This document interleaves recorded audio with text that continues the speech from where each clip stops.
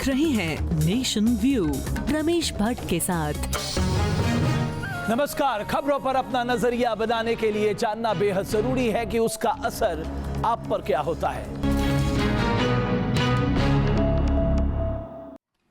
आज की रात बेहद खास है, सरकार के लिए भी और आम लोगों के लिए भी, क्योंकि ये बजट से पहले वाली रात है। वित्त मंत्री के पिटारे में क्या कुछ खास होगा ये तो वही जाने, लेकिन लोगों की उम्मीदों का संसार बेहद बड़ा है। आखिर क्या है उम्मीदें और कितनी है वित्त मंत्री की चुनौतियां, आइए सबसे पहले उसी की बात कर लेते हैं। क्या बढ़ेगा टैक्स में छूट का दायरा? क्या नोटबंदी का असर हो पाएगा कम? क्या किसानों तक पहुंचेगी राहत? और क्या कारोबारियों के चेहरे पर आएगी मुस्कान? बजट सत्र का आगाज हो चुका है और अब इंतजार वित्त मंत्री का पिटारा खुलने का है। वित्त मंत्री के बैग से क्या निकलेगा ये तो वही जाने, लेकिन लोगों की आंखों में उम्मीदों का संसार सजा है। सबसे पहले टैक्स पेयर्स की बात। टैक्स पर आम आदमी छूट का दायरा 2.5 लाख से बढ़ाए जाने का ख्वाब देख रहा है और मुमकिन है कि वित्त मंत्री ये दायरा 4 लाख तक पहुंचा भी दे। लेकिन मुश्किल ये है कि हिंदुस्तान में करीब 3 करोड़ 65 लाख टैक्स पेयर्स हैं और टैक्स में छूट की वजह से दायरा और कम हो सकता है। अब सवाल ये है कि आखिर वित्त मंत्री के पास विकल्प क्या है। इस इशू को एड्रेस करने के लिए जो अल्टरनेटिव ऑप्शन बनाए जा रहे हैं वो ये है कि टैक्स स्लैब को नहीं बढ़ाया जाए, या बढ़ाया जाए तो थोड़ा बढ़ाया जाए, 2.5 से 3 कर दिया जाए, और 3 से 5 या 3 से 6 लाख वाले को 5% के टैक्स के ब्रैकेट में ले लिया जाए। उससे क्या होगा कि टैक्स की छूट भी मिल जाएगी, राहत भी मिल जाएगी और टैक्स बेस भी कम नहीं होगा। तो सरकार के पास टैक्स बेस को इरोजन को रोकने के लिए 2 ऑप्शन हैं। एक ऑप्शन तो ये कि वो 5% का टैक्स स्लैब इंट्रोड्यूस कर जाए, और दूसरा ऑप्शन ये है कि सरकार जो रिबेट जिसे हम कहते हैं 5,000 रुपये का 87 में मिलता है उसको बढ़ा के 10 या 15,000 कर दिया। वित्त मंत्री के सामने कॉर्पोरेट टैक्स कम करने की भी बड़ी चुनौती है। हालांकि सरकार ने चरणबद्ध तरीके से इसे 25% करने का ऐलान किया है, लेकिन साथ साथ कॉर्पोरेट को मिलने वाली रियायतें भी खत्म कर रही है और यही कारोबारियों की बड़ी चिंता है। इसके अलावा नोटबंदी के बाद बजट में डिजिटल लेन देन सस्ता किए जाने की भी उम्मीद है। POS मशीन पर से MDR चार्ज हटाए जाने और डिजिटल लेन देन पर अलग से इंसेंटिव मिलने की भी उम्मीद लगाई जा रही है। देखिए, सबसे बड़ी जो हमारी एक्सपेक्टेशन है वो ये है कि कॉर्पोरेट टैक्स कम होना चाहिए और वो 25% के घेरे में होना चाहिए। इससे ज़्यादा कॉर्पोरेट टैक्स जो है वो इम्पैक्ट करता है। जो बिजनेसेस हैं उनका जो सेंटीमेंट फॉर प्रोडक्शन है वो उतना ज़्यादा प्रफुल्लित नहीं रहता है। उम्मीदें रोजगार बढ़ाए जाने की भी हैं। अंदाजे के मुताबिक देश में 18 से 29 साल के 13.2% लोगों के पास नौकरी नहीं है, तो जाहिर है सरकार के लिए रोजगार के अवसर पैदा करना भी बड़ी चुनौती है। दिल्ली से सैयद आमिर हुसैन के साथ टीम न्यूज़ नेशन। जाहिर है वित्त मंत्री के सामने चुनौतियां कई हैं, लेकिन न्यूज स्टेशन को जो जानकारी मिल रही है वो बड़ी राहत देने के संकेत भी दे रही है। तो आइए आपको बताते हैं इस बार बजट में टैक्स छूट के अलावा और क्या बड़े ऐलान मुमकिन है। नोटबंदी के बाद देश कतारों में खड़ा रहा, इंतजार करता रहा राहत का, और अब वक्त है सरकार के लिए जनता की उम्मीदों को पूरा करने का। माना जा रहा है कि सरकार टैक्स स्लैब में छूट देकर एक बड़ी राहत दे सकती है, तो वहीं इलेक्ट्रॉनिक गुड्स के भी सस्ता होने की उम्मीद की जा रही है। सूत्रों की माने तो टीवी, फ्रिज, कूलर जैसे इलेक्ट्रॉनिक गुड्स सस्ते हो सकते हैं।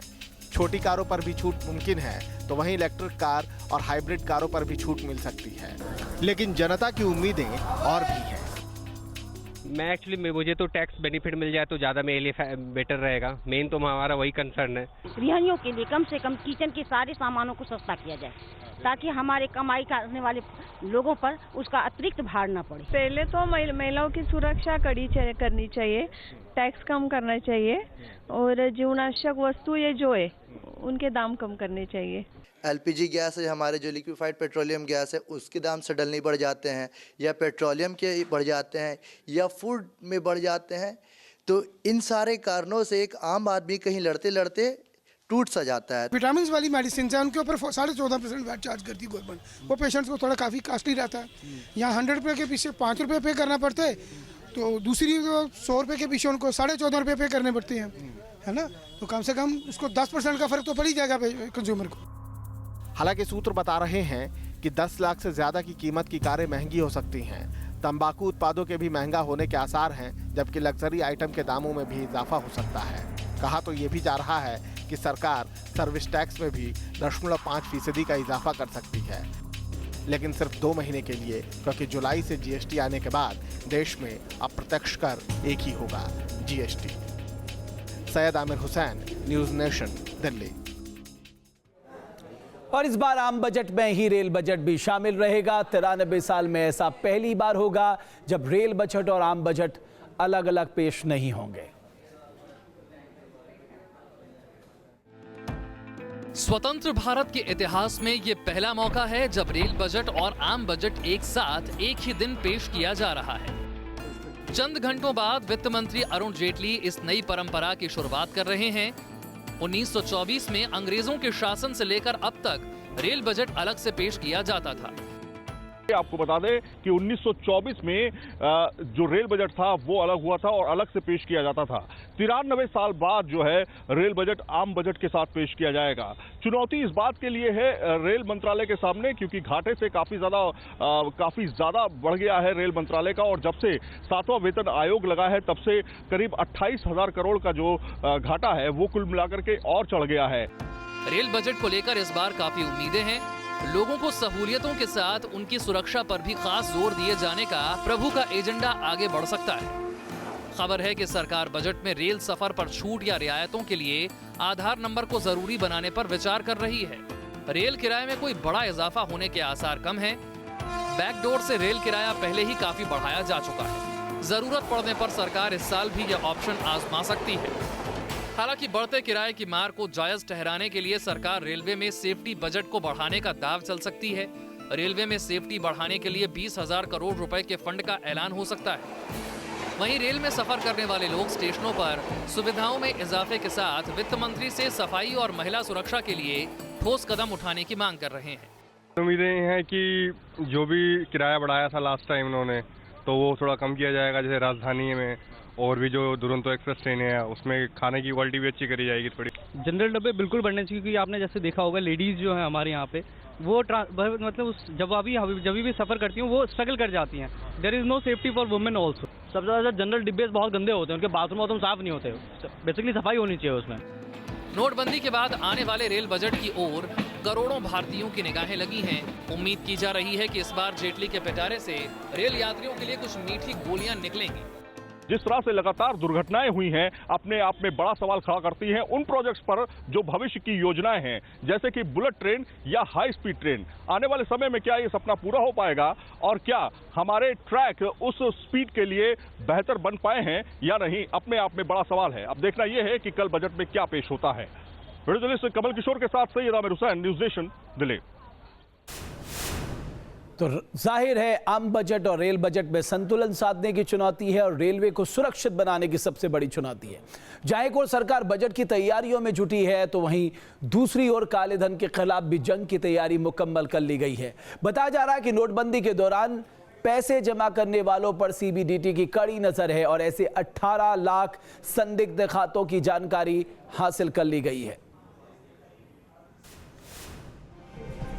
एक तरफ आम बजट और रेलवे बजट का आगाज होने वाला है तो दूसरी तरफ काले धन को बैंकों में जमा कराने वालों पर लगाम कसने के लिए सीबीडीटी और वित्त मंत्रालय ने कमर कस रखी है। नोटबंदी के बाद बैंक में जमा की गई रकम पर जांच शुरू हो चुकी है। आयकर विभाग की जांच टीम ने ऐसे 18 लाख खातों की जानकारी हासिल की है जो संदिग्ध तरीकों से बैंकों में पैसा जमा करने वाले हैं, जिनको अब ऑनलाइन माध्यम से पूछा जाएगा कि ये रकम कहां से आई। नोटबंदी के बाद जो रकम जमा की गई बैंकों में उसको लेकर के वित्त मंत्रालय और सीबीडीटी लगातार कोशिशें कर रहे हैं कि आखिर वो कौन लोग हैं जिन्होंने बैंकों में काला धन जमा किया है। इसके लिए ऑपरेशन क्लीन मनी स्वच्छ धन अभियान योजना के तहत एक तरह से इसे एक बड़ा अभियान माना जा सकता है। इसके तहत 18 लाख लोगों को ट्रैक किया गया है जिनके अकाउंट में पैसा जो जमा किया गया है वो 5 लाख से ज्यादा हो सकता है। मंत्रालय ने एक खास सॉफ्टवेयर तैयार किया है जिस पर आयकर विभाग सवाल जवाब करेगा। स्वच्छ धन अभियान के जरिए नोटबंदी के दौरान पैसा जमा करने वालों के प्रोफाइल और डेटा की जांच की जा रही है। 18 लाख ऐसे लोगों की पहचान हुई है जिनका आंकड़ा टैक्स प्रोफाइल से मैच नहीं होता। ऐसे लोगों से फंड के सोर्स के बारे में भी पूछा जाएगा। पहले चरण में 5 लाख से अधिक जमा करने वालों से सवाल जवाब किया जा रहा है। बुधवार से SMS जाने शुरू हो जाएंगे। अकाउंट डिटेल ऑनलाइन पोर्टल में दिखाया जा सकता है। प्रोग्रामिंग सॉफ्टवेयर सीबीडीटी ने इतने कम समय में बनाया है इन हाउस, वो इतना बढ़िया है कि किसी के पास हमको जाने की जरूरत नहीं पड़ेगी। अब आप जानते हैं कि 99% people are filing their return online. सबका अपना अपना एक ई फाइलिंग का अकाउंट होता है, तो उस ई फाइलिंग अकाउंट के माध्यम से ये डिपॉजिट हम उनको बताने जा रहे हैं, उसका हम क्वेश्चंस पूछने जा रहे हैं online, so that there is no physical contact of any income tax inspector with the people. जवाब देने के लिए सिर्फ 10 दिन का समय दिया जाएगा। इसके साथ 1800-425-00025 नंबर पर कोई भी जानकारी ली जा सकती है। सवाल जवाब ऑनलाइन होंगे ताकि सिस्टम डिटेल मौजूद रहे। Syed Aamir Hussain, news nation, Delhi. आगे बढ़ते हैं। राजस्थान में एक एटीएम सुर्खियों में बना हुआ है। आप 200 रुपए मांगेंगे तो वो 1000 रुपए देगा। आप 500 रुपए निकालने के लिए कमांड देंगे तो उसे 2.5 गुना बढ़ा कर देगा। कहां है ये एटीएम, देखिए इस रिपोर्ट में। क्या किसी एटीएम का हिसाब बिगड़ सकता है? क्या एटीएम मांगी गई रकम से कई गुना ज्यादा कैश दे सकता है?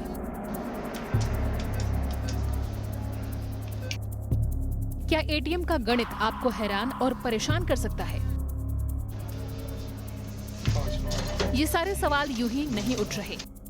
राजस्थान के प्रतापगढ़ के एक एटीएम के अजीबोगरीब एक्शन की इलाके में खूब चर्चा हो रही है। यकीन नहीं होता, लेकिन यह खबर सही है।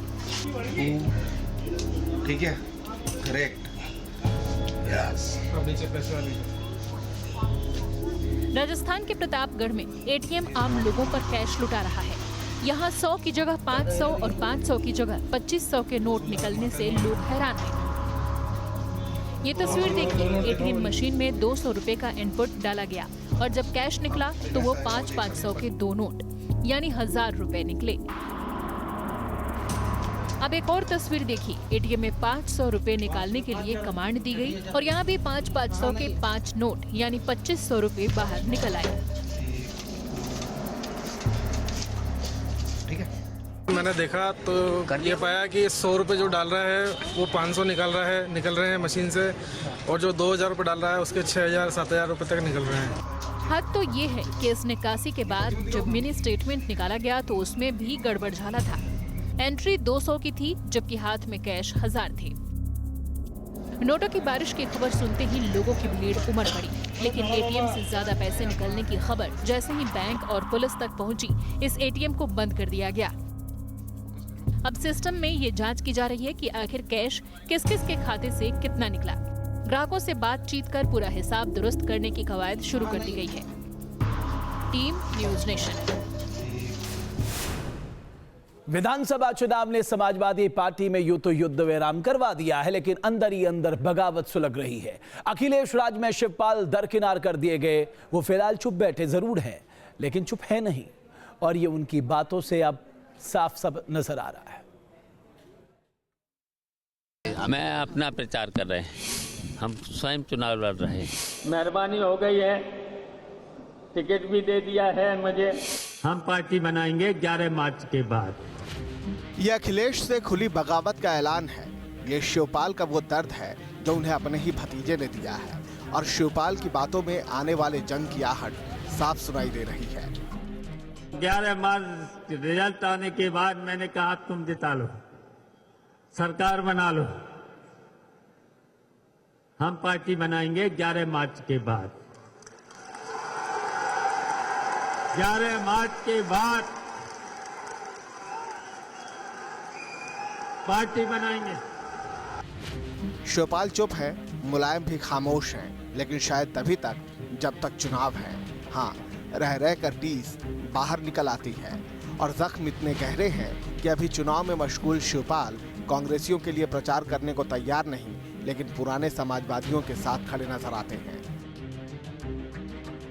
19 के बाद जो बुलाएगा, जो हमारा समर्थक होगा, उस पर हम विचार करेंगे। किसी भी पार्टी का हो ऐसा तो नहीं है, लेकिन हम जानते हैं कि जो हमारा समाजवादी पार्टी का है, समाजवादी पार्टी का है कि नहीं कारणों से उनको टिकट नहीं मिला है, तो उन पे हम विचार करेंगे। जब उनका निमंत्रण मेरे लिए आएगा तो हम विचार करेंगे। लेकिन ऐसा शिवपाल का बयान चुनाव बाद की जंग का ऐलान भर नहीं, अखिलेश के लिए बड़ी चुनौती भी साबित हो सकता है, क्योंकि कांग्रेस के साथ गठबंधन के दम पर अखिलेश बेशक 300 सीटों का सपना देख रहे हों, पर अगर समाजवादियों के कुनबे में आपसी कलह यूं ही चलती रही तो पार्टी की जड़ों में मट्ठा डलते देर नहीं लगेगी।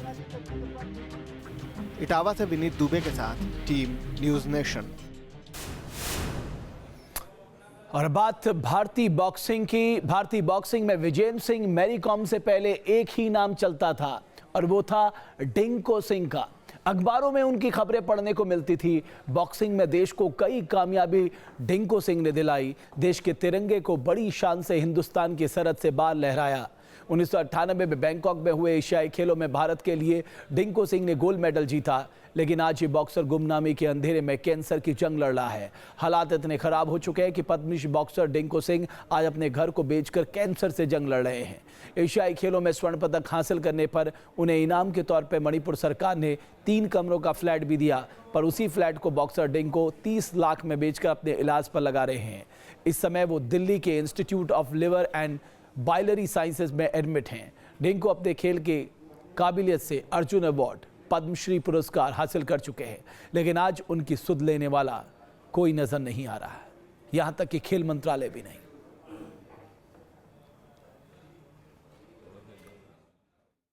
डिंको सर इतना अच्छा खिलाड़ी है। 50 इयर्स के बाद अब उसने अपना एशियन गेम्स में बॉक्सिंग में नेशनल फ्लैग हाई किया है। उसको अभी कोई सपोर्ट नहीं मिल रहा है उसको फाइनेंशियली। उसने अपना घर भी भेज दिया है, जो गवर्नमेंट मणिपुर गवर्नमेंट ने जो एक घर दिया था वो भी भेज दिया है। और उसके इलाज के लिए ये बहुत दुख की बात है, बहुत दुख लग रहा है मुझे। सब लोग मिलके डिंको के लिए प्रे करना चाहिए और उसको सपोर्ट करना चाहिए, मेंटली और फिजिकली, पैसे सब मिलके सपोर्ट करना चाहिए।